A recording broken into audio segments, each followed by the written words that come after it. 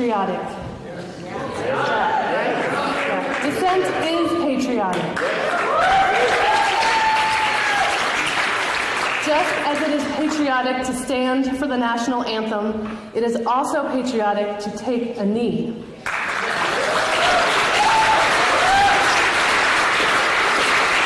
Just as it is patriotic to put America first, it is patriotic to meet with world leaders to combat climate change.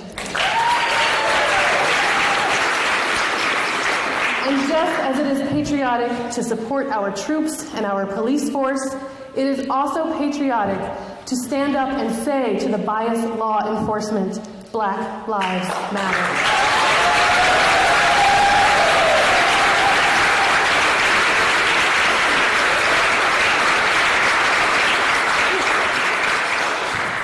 These are just some of the reasons we at Bear Pond Books organized this event. We also wanted to acknowledge the anniversary of the election that brought us into an administration that would outwardly oppress and block many of the voices we have on stage tonight. If you enjoy what you hear, I encourage you to please support the poets and buy their books. We have a table of books up here tonight. Books will be on sale after the readings. Simone John has her debut collection, Testify. Sarah Browning, Killing Summer from Sibling Rivalry Press, just out last month. We have Tina Escaja, Manual Destructivista. We have a few books that Reuben is featured in. You can see them at the table. This one is edited by Nikki Finney.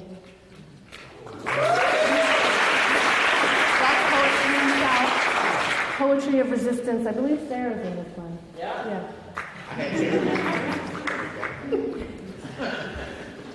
We do also have a donation jar. It's at the back of the room. I encourage you to please visit that. It's for the ACLU. There's literature to take about the ACLU. And I'd like to thank our co-sponsors, Goddard College. There's also literature in the back of the room. And the Vermont Arts Council, who designated Poets Resist as a Vermont Arts 2017 program. I'd like to thank our media sponsors, WGDR, Goddard College Community Radio,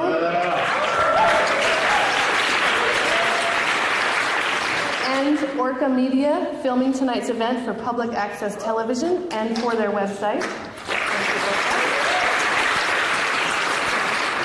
If you sign up for the Bear Pond Books newsletter, you will also get a link for this video. The newsletter is in the back on a table. And a big thank you to our poets for coming out tonight to support resistance. And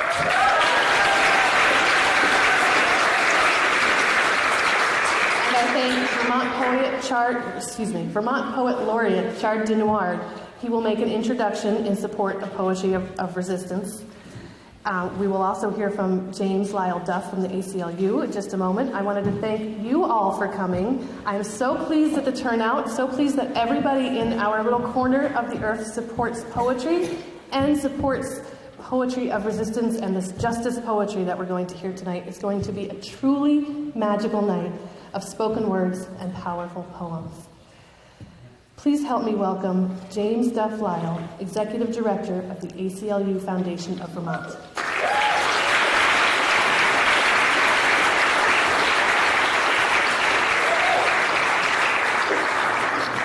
Thank you, Simone. Okay. Can you hear me? I want to knock this over. Wow. Hi, everyone. I'm James Lyle. I'm the director of the ACLU of Vermont. I want to thank Bear Pond Books and everyone at Bear Pond Books and Samantha for inviting us to co-sponsor this evening's event. I want to thank the poets who are here, some of them from quite far away, to speak with us this evening. And I want to thank all of you for coming out. I could go on at some length about the role of dissent, the importance of dissent in preserving, advancing, invigorating a democracy. and I could talk about the critical role that the arts play, of artists, particularly in times like this, in lighting the way forward with moral clarity and vision. I could talk about the role that the ACLU has played historically in defending the free speech rights of artists to dissent. And that goes back to one of the ACLU's most famous cases, all the way back to 1933, when the ACLU defended James Joyce's Ulysses after customs officials seized copies of the novel, calling it obscenity of the, quote, rottenest and vilest character. And that was not considered an endorsement at the time. After a decade-long legal struggle, however, it was ruled that the book was not obscene. Or fast forward to 1957, when Bay Area poet Lawrence Ferlinghetti contacted the ACLU to defend the publication of Howl and Other Poems by Allen Ginsberg. After, once again, U.S. customs officials had seized that book, and again, free speech prevailed. So I could go on and on about all of those things, but I think that would be a big mistake, because the artists we have here tonight can speak with more power, more insight, and more eloquence than I ever could. And they are the reason we're all here tonight. So I'm not going to try to compete with them, and I think that will probably be the smartest decision I will have made all day. Suffice it to say, the ACLU is deeply committed to supporting the voices of dissent in all their forms, especially now, and we are honored to be a part of this wonderful event tonight. So without any further ado, it is my great pleasure and my distinct honor to welcome Vermont's Poet Laureate, Chard DeNiord.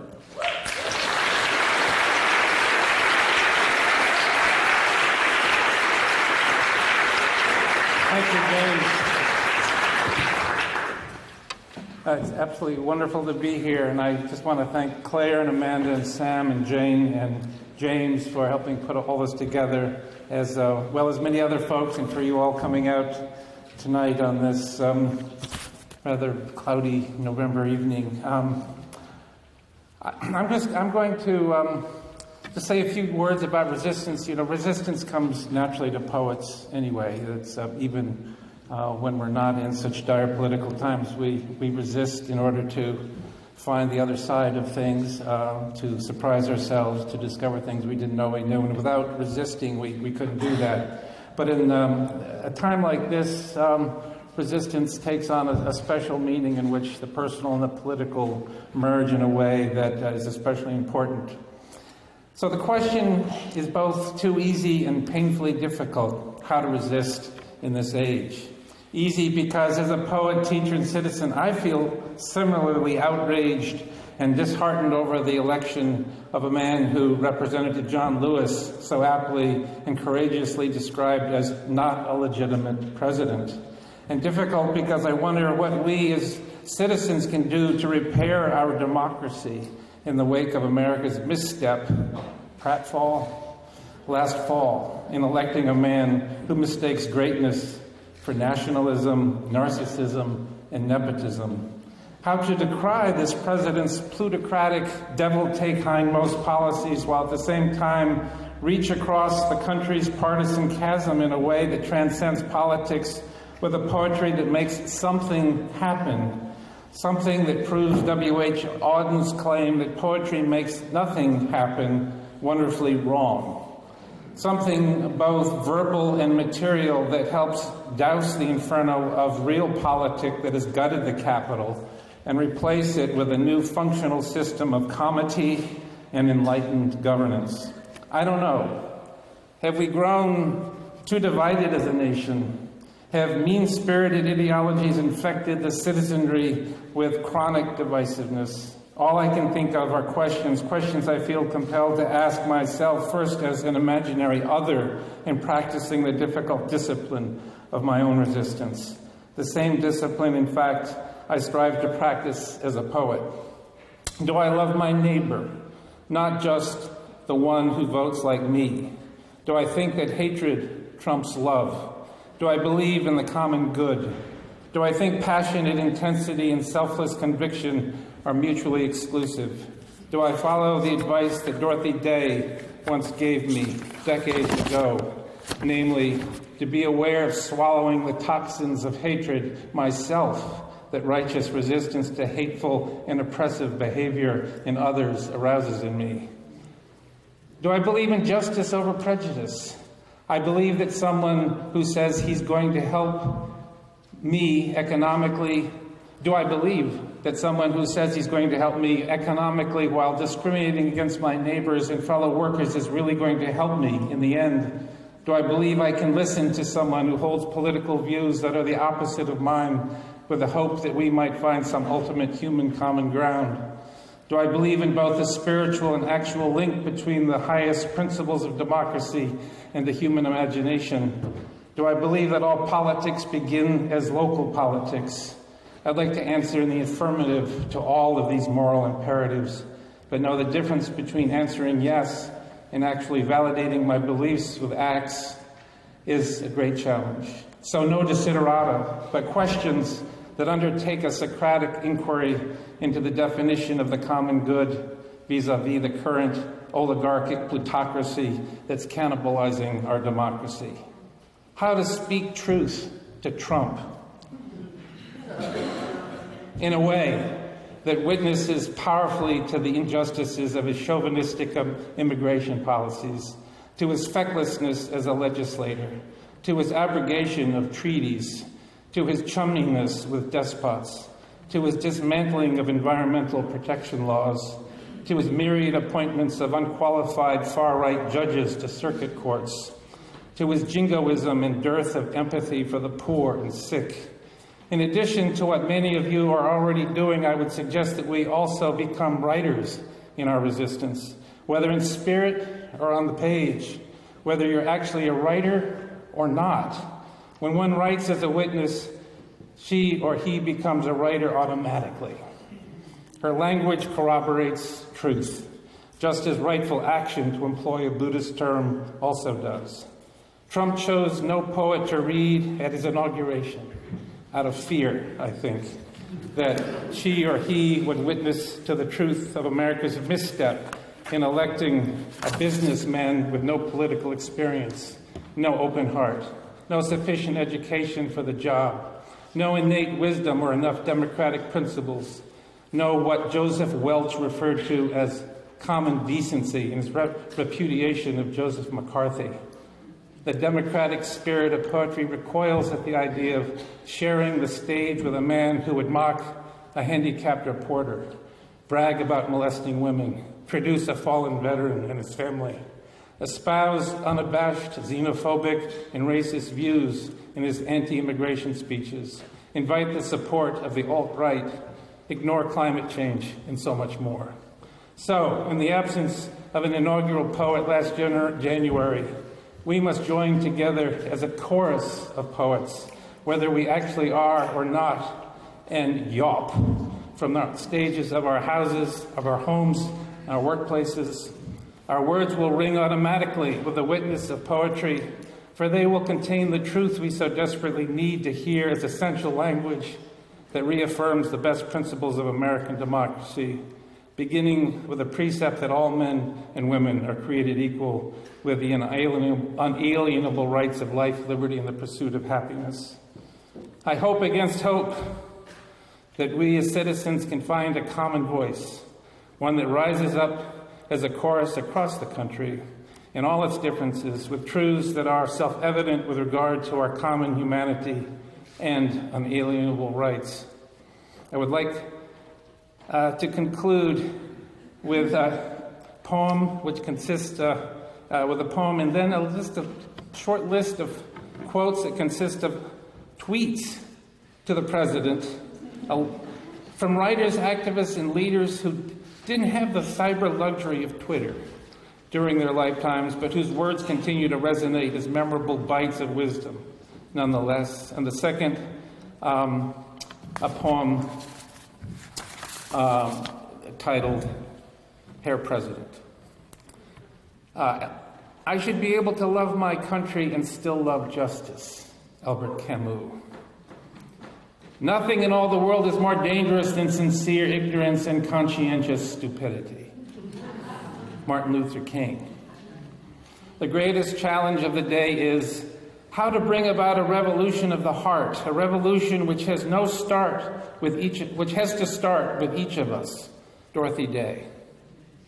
Emily Dickinson, a wonderful caveat to narcissism. I'm nobody. Who are you? The man that hath no music in himself, nor is not moved with concord of sweet sounds, is fit for treason, stratagems, and spoils. Shakespeare. And finally, these United States are essentially the greatest poem. Walt Whitman.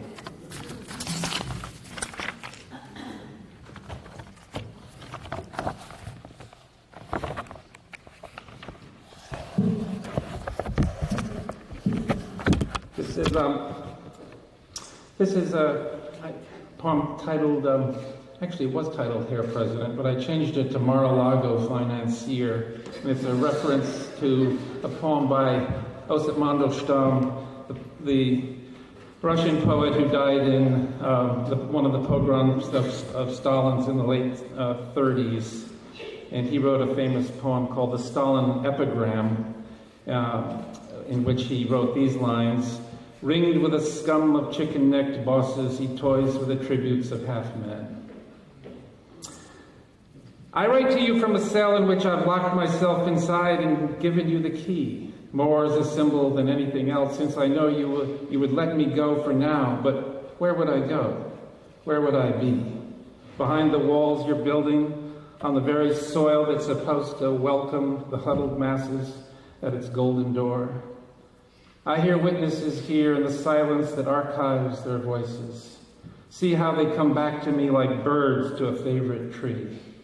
This one in particular from the martyred poet and courage teacher, Osip Mandelstam, quote, "No longer can I feel the ground beneath me," end of quote. Every tyrant resurrects the same with a different face, but same hard heart. So they have recrudesced in you and made us sick again with a germ called mad, called mean.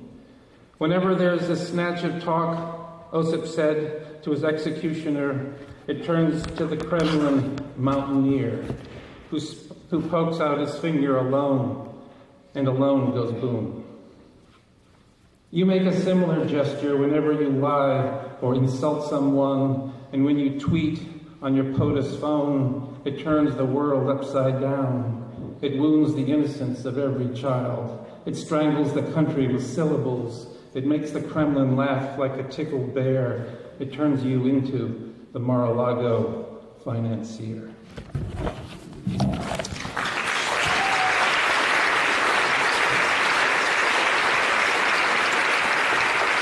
I can't tell you how proud and honored I am to appear with these poets here tonight, but I also want to say that I feel the presence and I hear the voices of several Vermont poets who've passed recently, and I feel I need to name them because I know they would be here with us if they could. That's David Budbill, that's Galway Cannell, that's Hayden Carruth, who would all be so much a part of our Grace Paley, thank you very much. Ruth Stone, John Ingalls, so many. So let us not forget them or their poetry. It lives in us, and we need to carry it with us as a legacy in this time. Thank you.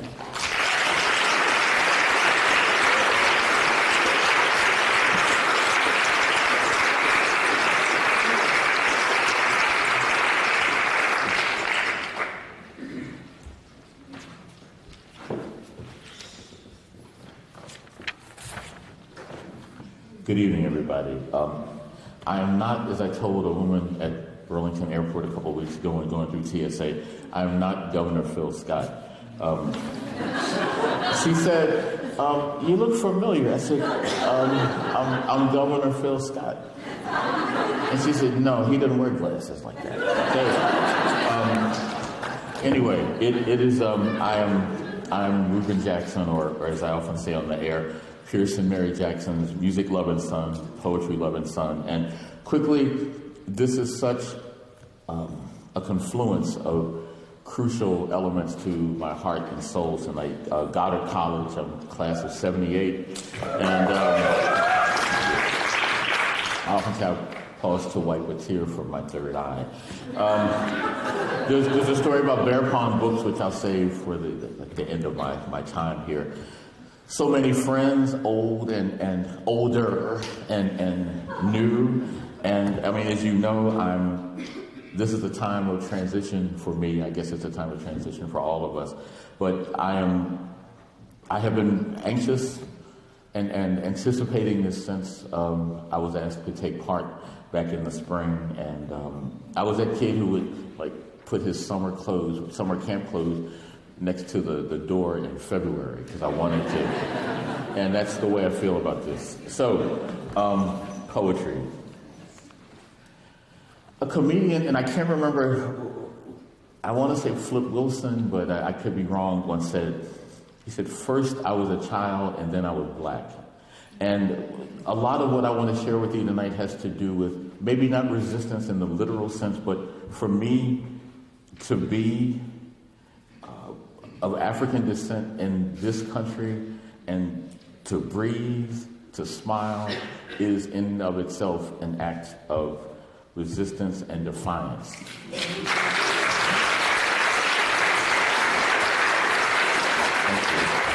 And one of my challenges living here for all good things and great people is that it's when you are a part of the firmament of this country, and of course the first Africans were brought here in 1619, and you are still a question mark, it's a heck of a thing to deal with on a daily basis. So the strength I gather from you and for so many people is, you might think you know how much I love and care about you, but you don't know. Or as Biggie would say, you don't know, but now you know, okay? I got Biggie in a UU church in Montpelier. I can stop now, all right? All right, the poem, On the Road, Columbia, South Carolina, spring 1959. This again, first I was a child and then I was black. I remember enormous teepees, neon Indians dancing and dancing around them. I did my best to convince my father that he was tired and that we should spend the night at the Frontier Motel.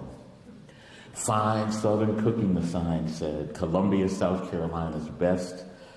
We could call Aunt Bertha, assure her we'd arrive in Augusta tomorrow. I would spend my savings on ribbons for Maureen's hair.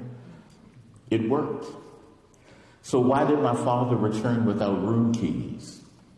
I watched the village disappear from the back seat of his Ford. Now, a little beef here. One of the challenges I had, I taught high school in Burlington for 2 years, and it's like beautiful, and James Meredith like on the same time. And that, you know, we had to teach To Kill a Mockingbird, and one of my struggles with the North and race is that we sometimes take comfort in believing that racism happened down there back then. And George Gershwin, it ain't necessarily so. This is called April 1975, and it's based upon something which happened. I started Goddard in February of 75, and I was in C.P. Dudley's, you know, in East Montpelier when this, based upon the actual event. Okay, April 1975. Should my black Flatlander eyes lock on the other brother in the general store? The first I've seen since what seems like I can't count that high. Do I pretend I don't see other people pretending not to see us? Two brothers buying Triscuits and peanut butter, respectively, in northern New England is revolution on a Sunday afternoon. Thank you. This is a poem I wish to goodness I never wrote and edited. I think every writer wants to be read and maybe something of value, internal value will come to the reader. But this piece is for Trayvon Martin. I wish the hell I hadn't had to write it. Because I grew up in D.C., my hometown, and for me this is pretty basic. How many times did I walk home from a convenience store? And, you know, and when I say boy, I don't mean it, the boy was coming home from the store. He did not make it. And what I want to do in this piece is capture what my boys and I did, which was like help each other through. And you know, we're like showing tenderness, but you're trying to be what you thought was a man. So it's kind of like you love your friend, but you're acting like you got the honor guard face. You know what I mean? Like, yeah, like, okay, let's go. But after this Trayvon Martin tragedy occurred, I just had this fantasy of trying to get him home. And home, of course, can mean many things. So this is for Trayvon Martin. Instead of sleeping, I walk with him from the store. No Skittles, thank you. We do not talk much, sneakers crossing the courtyard, humid southern night. We shake hands and hug, ancient stoic tenderness. I nod to the moon. I'm so old school, I hang till the latch clicks like an unloaded gun. Thank you. Okay, the Bear Pond book story. I'm gonna close with this. As I said, I graduated from Goddard in December 1978, and Goddard was the right place for me because it was, and I had the opportunity to, and I got it, sound like the president, I'm sorry. But, I'm staying up late and reading passages from Emile Zola novels with people, and I started radio. I couldn't have done that in a big school at that time. But anyway, it's time to graduate, and I said to my mother, okay, I want to stay here, Vermont, and work at Bear Pond Books. And when my mother didn't like something you said, it's like, the great silence. So I said, I want to stay and work at Bear Pond, and she just went like this and didn't say anything. So I knew that wasn't going to happen. I was crushed because you wonder if you ever find a tribe again, But I'm saying this because it's true, and every time I walk in Bear Pond, I think I told everybody who ever worked here this story, and they're like, here comes that middle-aged guy again telling that damn story about wanting to work at Bear Pond Books. My mom died 11 years ago today, and I often wonder, I'm still that kid who kind of walks home with the science project, like, look, and I've often wondered what she'd think about this juncture in my life. We have share a lot of similarities in terms of, being pioneers and racial stuff with teaching and all that. But this is kind of a more levity-based view of my mom. And it's called My Mother in the Afterlife. And I didn't wear jeans. My mother hated jeans, damn, son, she was very middle class. No, you don't wear denim to the dinner table. My Mother in the Afterlife. It's 1970 again. My mother is shaking her head at the sight of my clothing. She never abandoned her dream of a world without denim. Now, there's no escaping her critique. Baby, you can't have coffee with God looking like that. She rolls her eyes at Abby Hoffman and at Bill, the brother who owned the head shop near our house. Death has restored her mind. Now she's talking curfew. My brother laughs behind a cloud. Thanks so much. Love you, love you, love you, love you.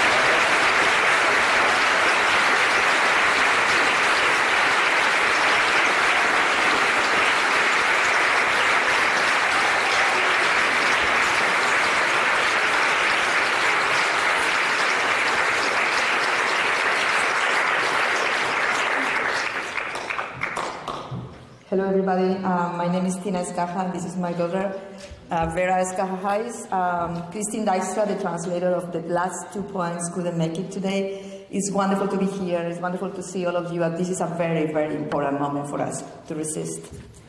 So this is something I wrote a couple of years ago, and somehow I adapted this. And so you can think, instead of I'm talking about the weather in Vermont, and instead of the storm, you can actually adapt it to the current climate. ¿Qué es eso de ser latina poeta en Vermont? ¿Qué es eso de ser latina? ¿Qué es tina, pero no es? ¿Qué es brown, pero no es? Spanish, pero no es. En un páramo tan blanco como la tormenta de invierno, como el clima político, oppressive, orange, repulsive. Tan blanco y salvaje, blanco como el invierno, alcanzándote, envolviéndote, devorando tu piel, tu historia, tu lengua, tu presencia mínima, alienación, confusión, éxtasis. Ser latina está bien, es un hecho, está bien, es un nombre, está bien. Una etiqueta como cualquier otra con ritmos de cha-cha-cha en la mente estereotípica de una historia estereotípica. Cha-cha-cha, muchacha, madre, matrona, hijos perdidos, chile con carne, ni caso, no way. No soy tu amante, tu sierva, tu madre, tu chacha, tu víctima propiciatoria. Yo soy genial, visionaria, talento, sentido de independencia real. Una completa, redonda, absoluta mujer. Agarra mi ritmo y cambia de una jodida vez.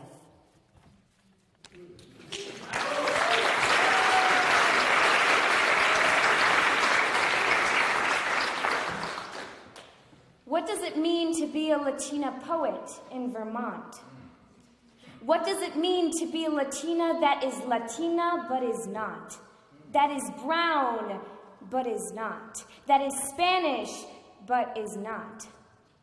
What does it mean to be in a land as white as the storm last winter, as the current political climate oppressive, orange, repulsive? As powerful and mean as the surrounding white, reaching out, engulfing your skin, your language, your very presence. Ally, nation, confusion, ecstasy. Being Latina is all right. It is a fact. It is all right. It is a name. It is all right. A branding like any other with tones of cha-cha-ta in the stereotypical mind of a stereotypical world. Cha-cha-cha, muchacha, fat, vieja, lost sons, chile con carne. No way.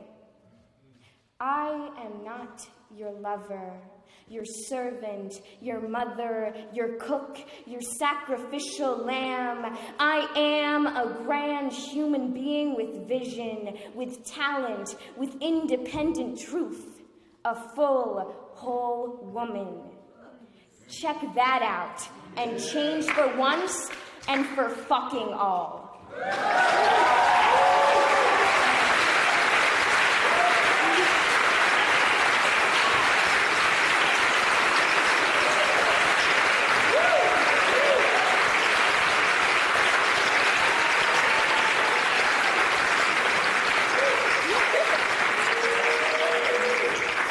Muchas gracias. Thank you.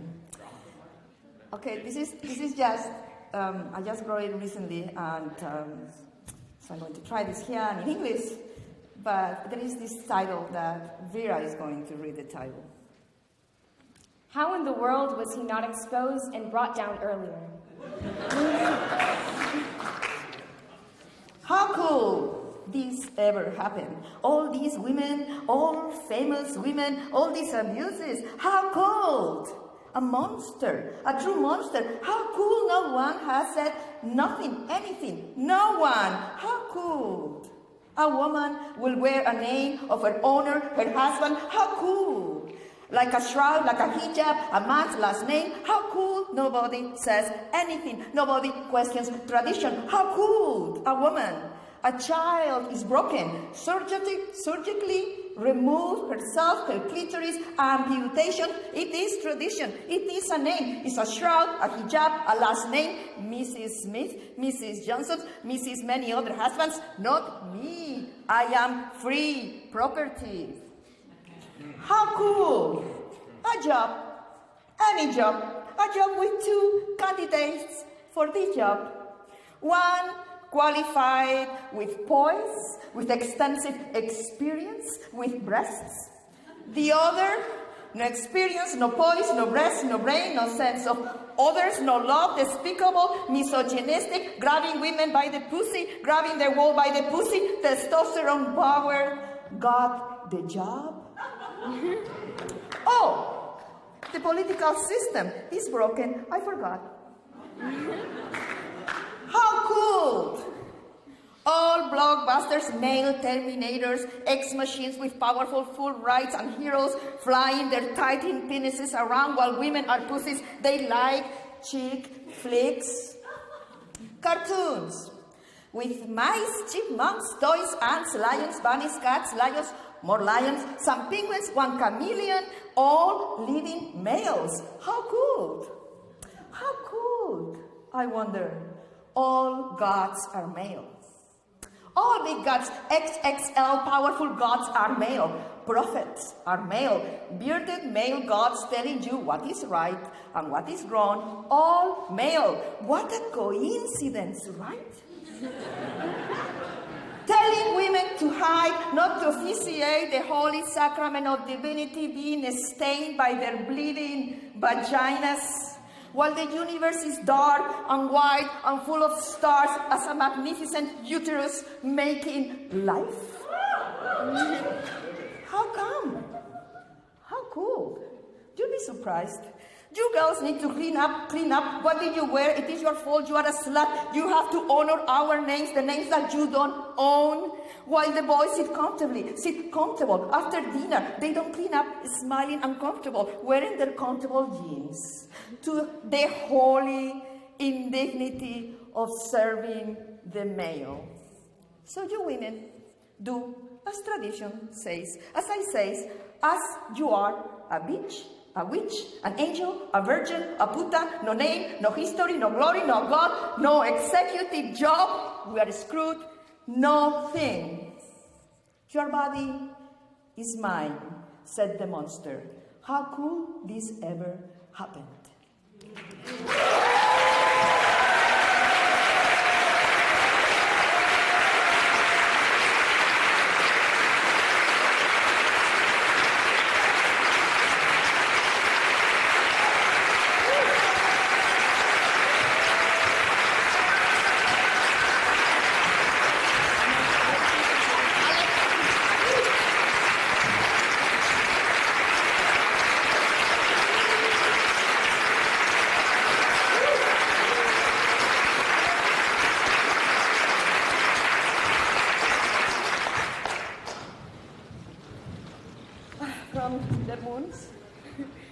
Nombrar el Cosmos, with an epigraph by Laureate Thatcher Ulrich that says, well-behaved women who seldom make history. And Gloria Fuertes, cuidado, cuidado, esa mujer lleva el coño en la boca. Nobody understood that. I'm gonna say it. Las chicas buenas no hacen historia. Las malas nombran, obturan, circunnavegan, señalan con el dedo y se lo meten en la nariz a ver qué encuentran. Luego descubre la función del radio y las llaman putas, como a Curie. O inventan poemas a los mendigos y las llaman putas, como a Alfonsina. O esculpen dioses y los fornican y las mata el marido, como a Agustini. O oscilan por el universo y las difaman, como a Terescova. Las chicas buenas no hacen historia, las malas nombran. Prefiero, como las Fuertes, no ser modosa, obediente, pacata, virgen y enunciar. To name the cosmos.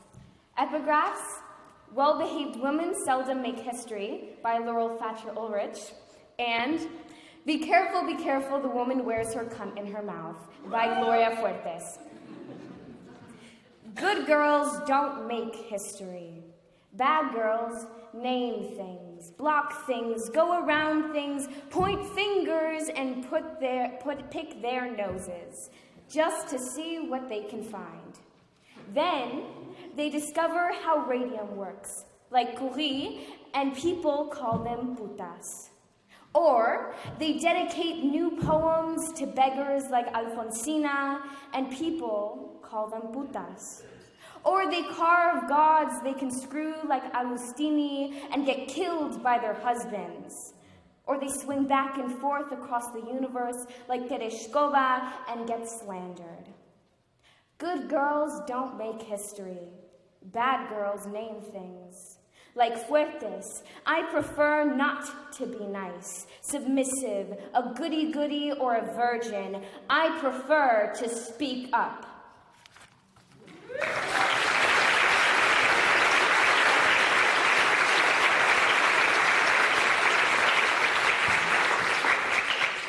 The last one from the Destructivist Manual, Poética Destructivista. Y la primera ley, creador, destruir. La segunda, destruir. La tercera, destruir. Caída libre al cielo, libre de imposiciones y florituras, libre de metáforas manidas y menos, libre de cánones, jerarquías, clasismos, religiones, pudibondeces, sandeces academicistas, musas de silicona, machos de la pluma, cagadas de antología. La poeta es Dios y no es porque Dios no existe. Igual el poeta, mano a mano, gónada a gónada, equilibrados por la tecla y el oficio digital. Robopoema, hipertexto, realidad aumentada, realidad mitigada, sexo, WhatsApp, interface, cyborg. Folguemos en la palabra y la destrucción, porque destrucción, destruir, renueva. Sin pecado original ni equipaje, caída libre.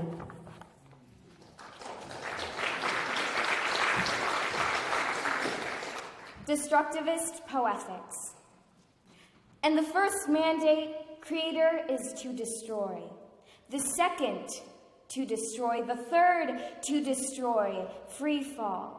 Free fall into sky, free of restrictions and flourishes, free of stale and worthless metaphors, free of canons, hierarchies, elitism, religions, bogus puritanism, academic bullshit, surgically enhanced muses, men strutting with pens, stacks of shitty anthologies. The poet is God, and she is not. Because God does not exist. Same for the poet. Hand to hand, sex to sex, balancing on keyboard and digital craft, robo-poem, hypertext, augmented reality, diminished reality, sex, WhatsApp, interface cyborg. We take our pleasure from the word and its destruction, because destruction renews. Without original sin or baggage, free fall. Thank you.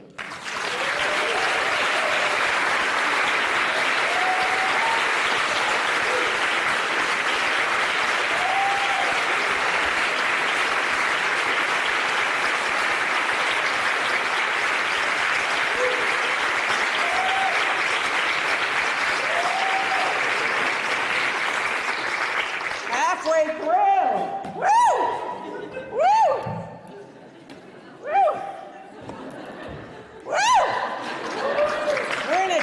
We're testifying. We got testimony, we got it all. Woo! I am so honored to be here with these poets. My word. I want to thank Bear Pond Books, Samantha. I'm sorry. Oh, you want me there. You want me there. You don't want me out of there. Okay. Woo! And the ACLU, there's a reason they made it the First Amendment. God damn it. It's the First Amendment. All the others are predicated on the first one, right? Amen. Amen. Right. Yeah. Are y'all members?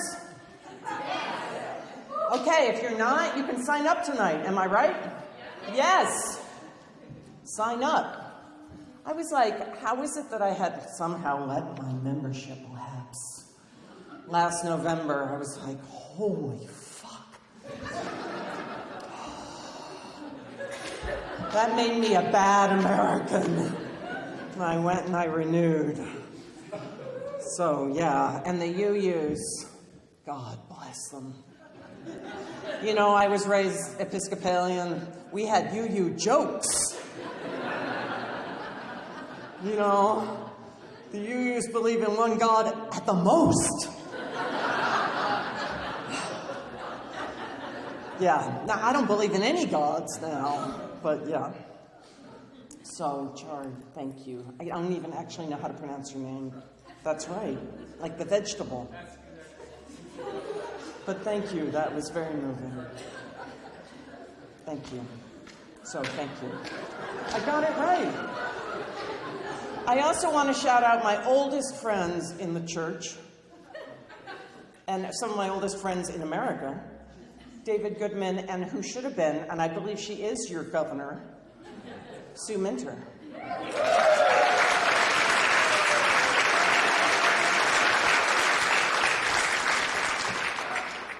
So I am the co-founder and executive director of Split This Rock. Y'all got some little flyers about our cornerstone program at Split This Rock Poetry Festival. It's coming up in April. Someone kindly pointed out to me, we normally get these out in Washington, D.C., so no one ever noticed, because D.C. is the center of the universe, that it doesn't say that the festival's in Washington, D.C. So, April, yeah, I know. Kind of embarrassing. But April in D.C. is a whole hell of a lot nicer than November in Vermont. I know. It's a little cold here now. I'm wearing tights without wool socks tucked in there, you know. Anyway, so come to the festival. It's the most extraordinary 3 days you'll ever experience. And if you can't come, you should sign up for our Poem of the Week, where you get an incredible poem like the ones you've been hearing tonight in your inbox on a Friday morning. It's what you need to sustain your heart if you're hearing poems tonight that move you. It's this kind of poetry. So I invite you to do that. Or if you're on any of the social medias, you can like us there. Split This Rock emerged out of Poets Against the War movements that were worldwide. And guess what? We're in perpetual war, right? But I'm sure you all agree with me that we can't bomb our way to peace, right? So I keep writing about that. And we have to keep telling our folks that we can't bomb our way to peace, because guess what? Every time we bomb people and kill their children and their sisters and their moms, they might get mad at us. Girls in Red on page 1. And I do have a brand new book. It's a brand new book. It's called Killing Summer. You can buy it from your independent bookstore, Bear Pond Books. Y'all are lucky, you know, and if you can't get there because you're snowed in, you can order from them. And if you can't order from them, you can order from Powell's.com, which is a union shop. You don't have to order from the one ring to rule them all. You can tell your friends who live in Temecula, California, or those places like that, you know, hey, that they can order from Powell's.com. It's a union shop. Okay, that's my pitch. Girls in Red on page 1. Still clouded with sleep, I retrieve the paper from the porch. So often, children on page 1 are laughing, learning new rhythms of Brazilian capoeira, tipped in red sashes one against another, or rolling Easter eggs on the White House lawn. In that slow-drawn moment of waking, as I scan the post in the hallway, I think these girls, too, are in that open, red joy only children know. But no, it's a Baghdad city block. Schoolgirls torn. What idea? What God? What future? What temple? What word is worth these girls? their faces open, not laughing, but gashed, open.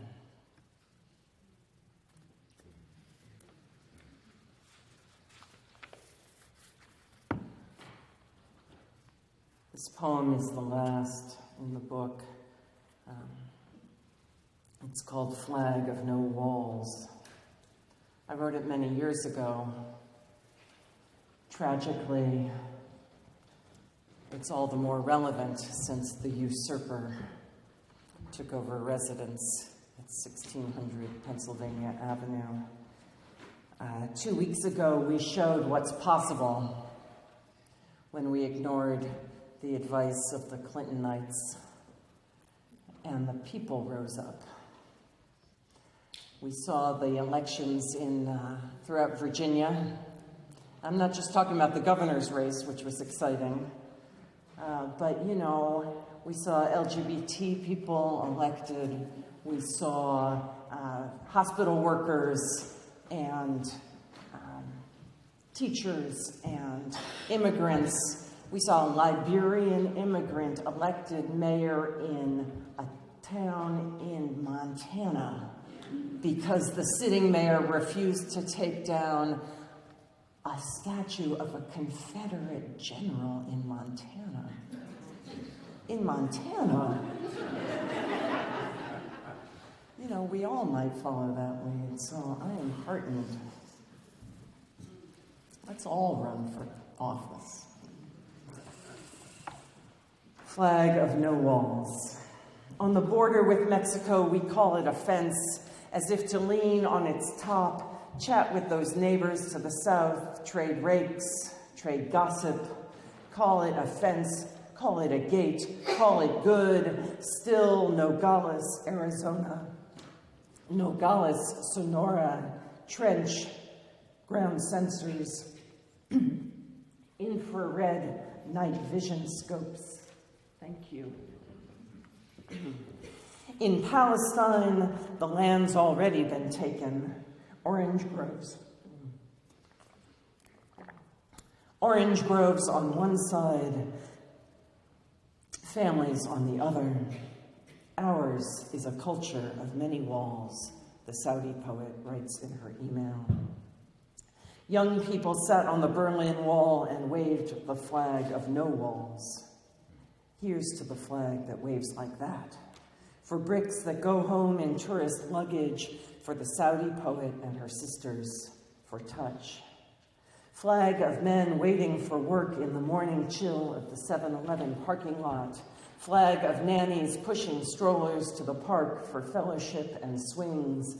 Flag of the women who spend each day changing the soiled sheets of their new country. I want the flag of talking, of sitting on the disintegrating wall and gabbing, gossiping, negotiating, waving that flag of no walls, that flag.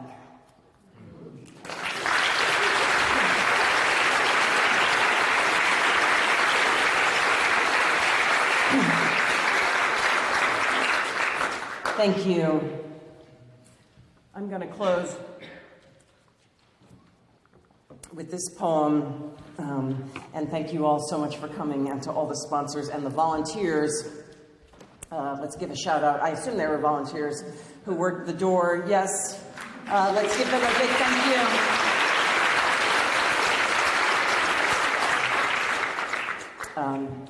It's a poem for Reuben. I know, folks have figured it out that we've coupled up.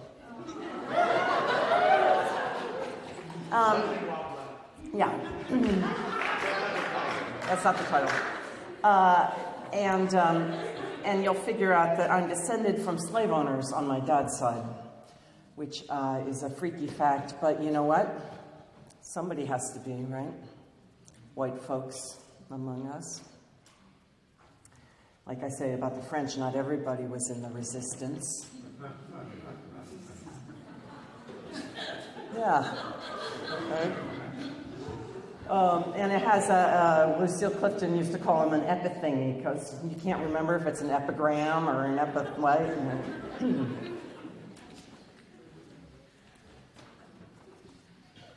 I finally memorized it. It's an epigraph from the musician and songwriter Abby Lincoln.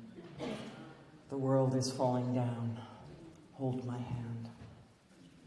How to celebrate when. And it does drop a couple of F-bombs, but it broke the ice. Thank you.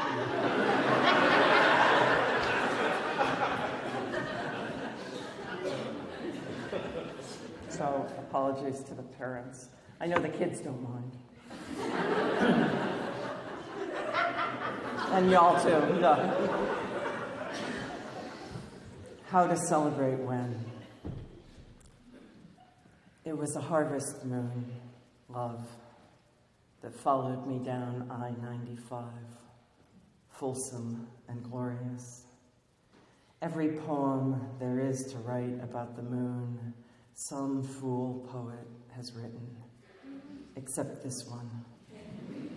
How each time I've driven this overcrowded stretch of I-95 this week, love, 132 miles through the sprawling cradle of the godforsaken Confederacy, from Washington, D.C. to Petersburg, Virginia, there's been a crash, and the promised 2.25 hour drive has taken more like 3.5 hours.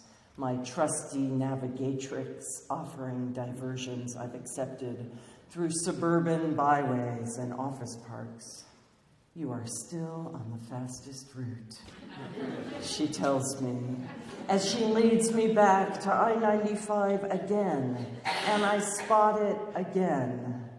The Confederate flag, the size of a goddamned billboard, or drive-in movie screen, or skyscraper newly planted just here by the side of the highway, so we'll all see it as we drive by.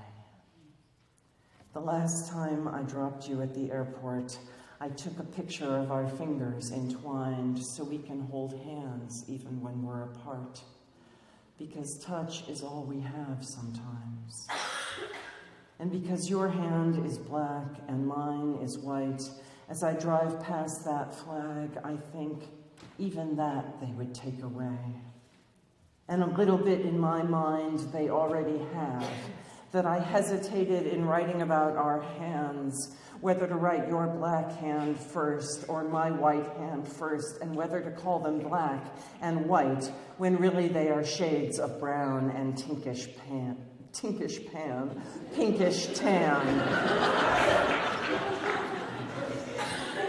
And you know, baby, fuck history and crashes on the highway and this murderous week with its shooting sprees and good friends of good friends dying from what might have been prevented in this richest of all nations, and people I love who are hurting beyond measure. Fuck that flag and what it means, that my people imprisoned your people, and someone wants to celebrate that revolting American flag, revolting American fact, extra big today.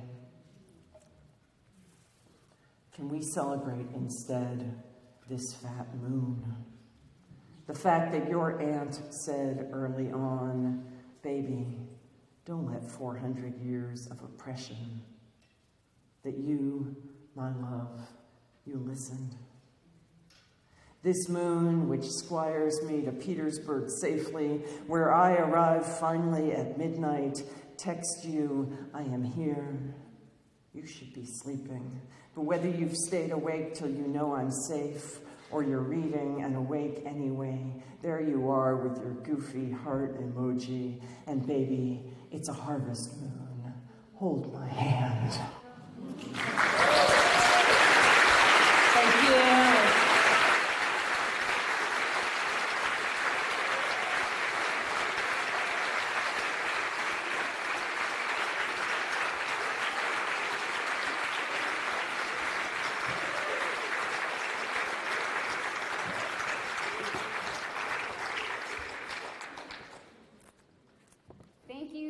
everybody for putting this event on, for all the poets who have read. I feel lucky to get to follow you, and I'm excited to hear from the Muslim girl, so I'll make this quick.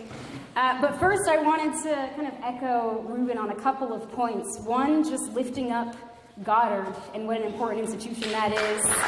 Goddard.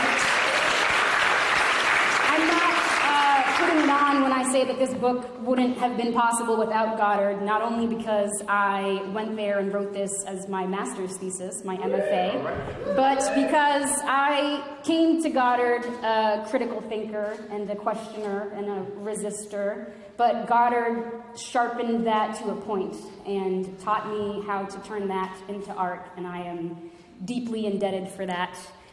So I'm going to read a few poems from this collection, Testify. It's a work of documentary poetry that deals with two documents, the first being Rachel Jontel's testimony in the Trayvon Martin trial, which I watched and transcribed in order to excerpt it for this text, and the second is the transcript of the dash cam video that captured Sandra Bland's interaction with Officer Insania.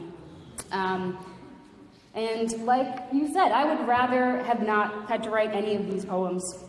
I would rather live in a world where black and brown people can leave their homes and come back, but that is not the case, and as that's not the case, we need to document that and to testify to that.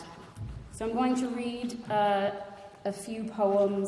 Don't feel like you need to clap after everyone. Maybe now's a good time to start practicing our snapping and our warming up the mic before these young ladies get over here. This first poem is from the Trayvon Martin section, and it is called Order of Events. And the first two lines are dialogue from Rachel Jontel's testimony. We started talking about the All-Star game, him telling me to go check for him if it's on. It wasn't. The game started at 7:30 p.m. In perfect pitch, Mary J. Blige asked, "Does that Star-Spangled Banner yet wave?" The crowd clapped in response. Neo closed the halftime show. For all we know, we might not get tomorrow. Let's do it tonight. But the call dropped at 7:16. Then sirens. Windows washed in red light. Occupants peering through parted curtains, watching EMTs lift the limp wrist of a stranger in the street. Elsewhere, brown boys sat around the screen, waiting for the game to begin.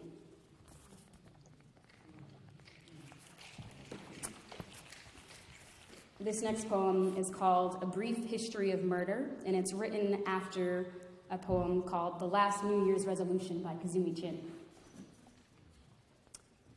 The last black girl they killed wore beads in her hair on picture day. Her name is swallowed instead of spoken, her hashtag trending until they kill the next black boy. The next black girl they'll kill is writing this poem. The first black boy they killed was neither black nor boy, seen as some rare breed of African wildlife to be captured, to be carried across the Atlantic, to be sacrificed to the sea when his body broke in the belly of the ship. The first black boy they killed had a mother. The last black boy they killed had a mother too. She is crying into the camera, sitting on stage with a sorority of sunless women. They welcome her to the club she didn't ask to join. Daily, my mother prays not to join. I don't believe in her God, but my poems pray too in the way poems do. The next black boy they'll kill is sitting in my classroom, passing notes to the pretty girl who always does her work. The next black boy they'll kill is my older or younger brother, my cousin. The next black girl they'll kill is driving with the windows down, obeying traffic laws, listening to a man on the radio talk about the last black boy, trying to get home while she is still whole, trying not to flinch at the sound of sirens.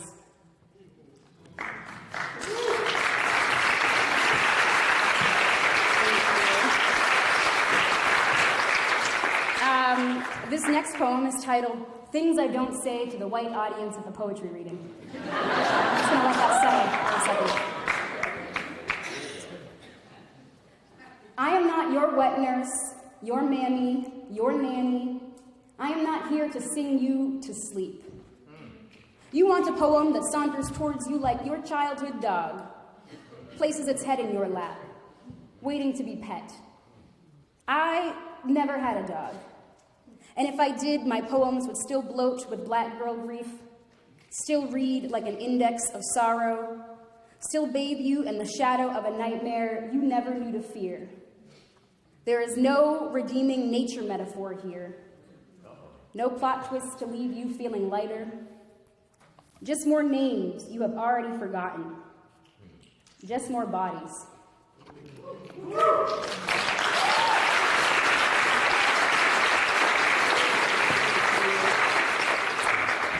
This next one I got to read on WGDR earlier today, which was so much fun. And it's called Mourning Rites, or How to Bury Your Son. Gather his sneakers from each corner of the house. Bury them at the basketball court. Cut the net from the rim and place it in your purse. When the sound of J's on concrete makes a sob crawl up your throat, finger the nylon like prayer beads. Recite his middle name until it sounds like a chant. When his favorite cereal goes on sale, buy a box for every song you'll never dance to at his wedding. On Sundays, listen to the voicemails he left you like hymnals. Fold his unfinished homework into a paper plane. Carry it in your wallet until receipts rub math problems to dust. Start collecting souvenir bibs for children who will never call you grandma. Did you expect them to understand what it means to be a one-woman jazz funeral? To sway to a brass band no one else can hear? They have never known what to make of your mourning.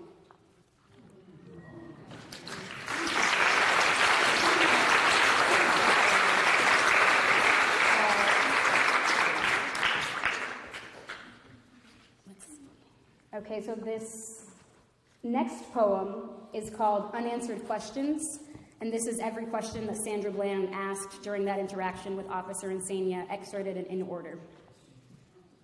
Also has some profanity, which I apologize for, but thanks for warming it up. Unanswered questions. When are you going to let me go? I'm in my car. Why do I have to put out my cigarette? Why am I getting removed for a failure to signal? Okay, so you're going to yank me out of my car. I'm under arrest for what? Why am I being apprehended? So you're threatening to drag me out of my own car? You're doing all this for a failure to signal? You feeling good about yourself? You feel real good about yourself, don't you? Why am I being arrested? Why am I being arrested? Why can't you tell me that part? Why won't you tell me what's going on? Are you fucking kidding me? Are you fucking serious? You want me to sit down now? Or are you going to throw me on the floor? Would that make you feel better about yourself? I'm getting a warning. For what? For what? Do I feel like I have anything on me that's illegal? You're about to break my wrist. Can you stop? Don't it make you feel good, Officer Insania? Don't it make you feel real good?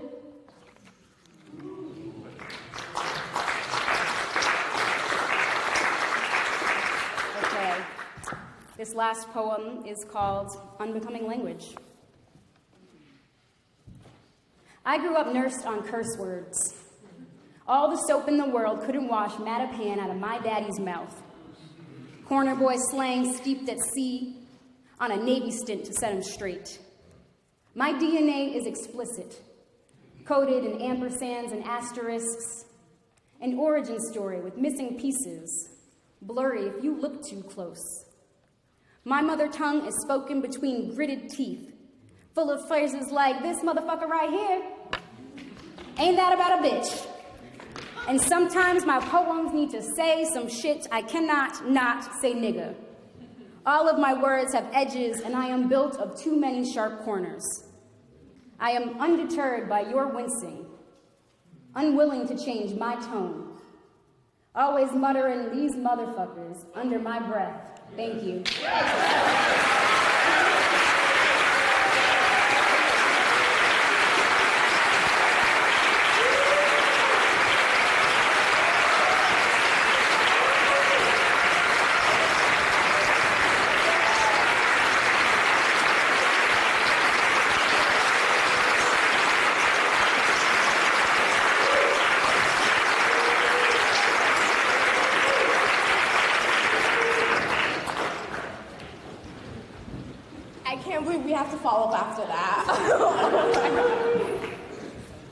because we were about to leave halfway.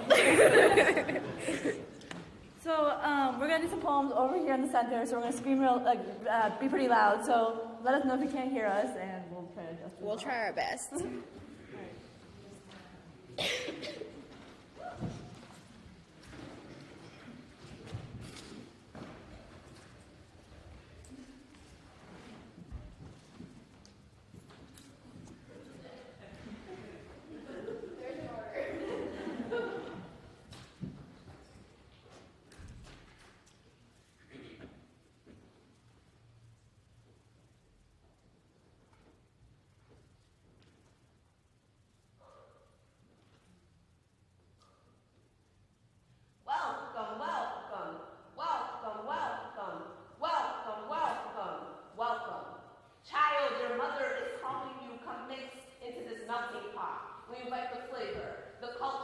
The warmth. Come to the land of the free, to the home of the whose land is this? How far does your freedom go back? Do you know the names of the tracks you stand on? Who decides who stands here? My torch is lit for you. I stand alone in the dark. Come join me. Come. My soil is ready for your footprints. I have made this place one for your feet to stop all over the restrictions. Child, can swim in the slipper of liberty. Let me tell you, I fought hard for my freedom.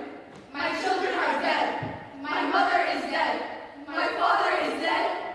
My family is dead. I cannot breathe. Tell me, who is truly welcome here? Lady Liberty, teach us again.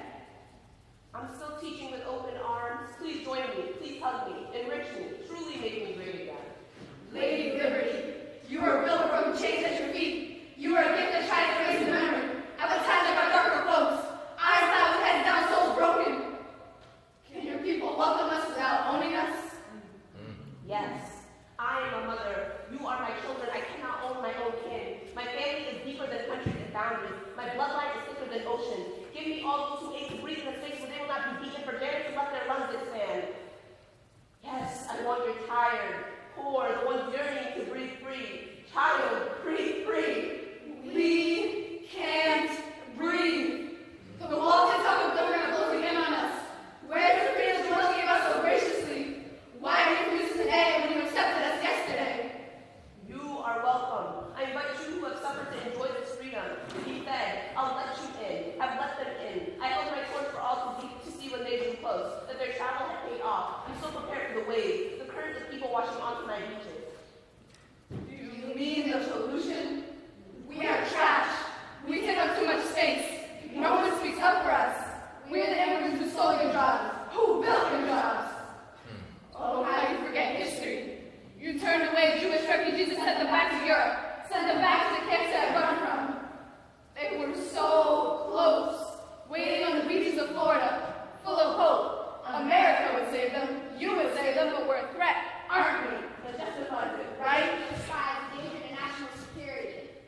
We were, we are, scary, dangerous, foreign. But aren't we all your children? It's time to make amends. Knock, knock. We're here.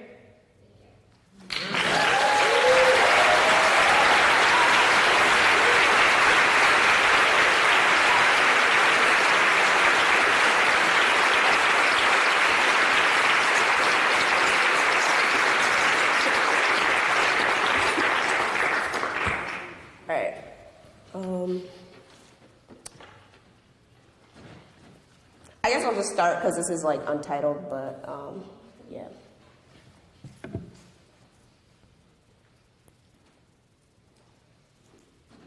Poetry is the cry of a baby when it's taken out of the womb. Poetry is the sound of the rain when the drought is done. Poetry is a sip of water for a body unfamiliar with famine. Poetry is an attempt to gain light in a dark world. Poetry is the ability to be in this darkness but still smile. Poetry has been stolen by the cops. The minute they decide to rhyme trigger with nigga, the second they replace shit with shoot, the moment they personified a gun as a friend, and today they wonder why we are so confused. why we can't figure out the difference between those who protect and those who serve the trigger. Maybe this is some sort of a multiple personality disorder, because that's two souls in one body. No, this is one body killing 2, 3, 4, another black body shot down, blood flowing in the cement, making its way to the next victim. And already these gunmen see this so clearly. They are ready to aim high, aim low, aim right at us. This is a battle where too many war cries are disappearing. Black voices are fading, with every shot rung out, with every child gone missing, with every hero a target. Today, even sitting on the bleachers makes you a player in the game. You see, I've become so comfortable in my seat, I forgot what it's like to get up. Get up. Black bodies, get up. Watch my people die. That's post-traumatic stress disorder I've got. I'm constantly having to worry, my eyes always darting to see if I'm next. I have trust issues. I look at everyone around me as predators. I can't help it. I've got some kind of anxiety disorder.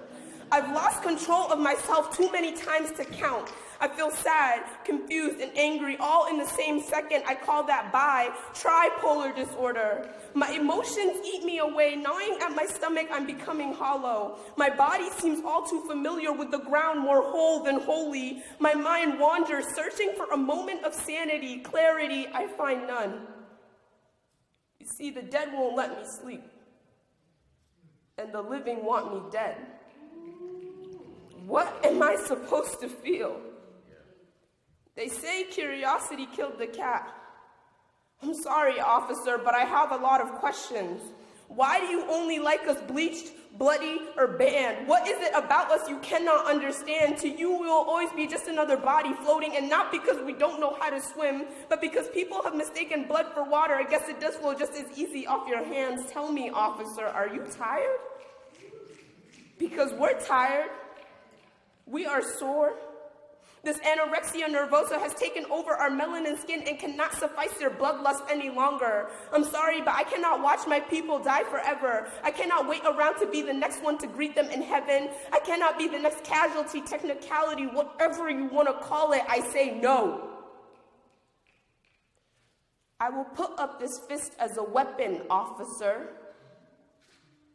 And trust me, it'll be stronger than yours.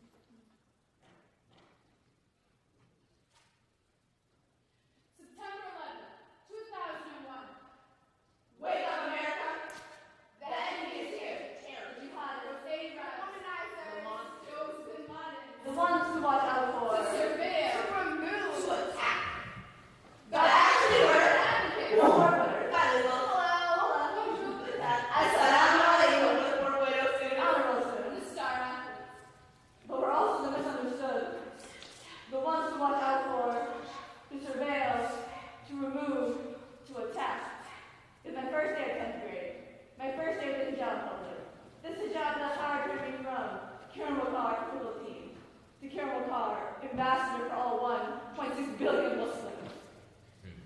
March 21st, 2003. Fireworks are thrown into a Palestinian family van. Flames burned brighter than the rockets would glare. America, what are you celebrating? April 6, 2004. Woman Sajjan ripped off and she was verbally assaulted. But she's dangerous. Right? She deserves this. Right? Wait. But it's her body. Right. Women should be able to do what they want. Right. So you can show I can, we can steal. August 6, 2007, a chemical bomb was thrown at a mosque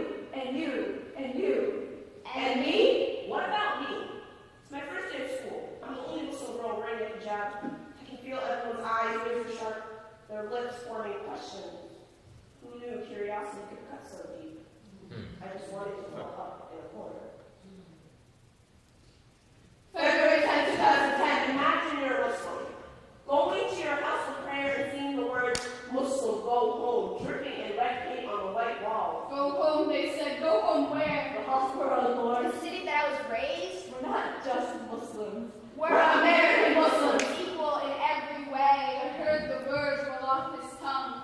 You Muslims are the reason why the airport lines are so long, you bombers. He was drunk. But a drunk mind speaks a sober heart. These are the things we see, hear, and experience daily. Now you know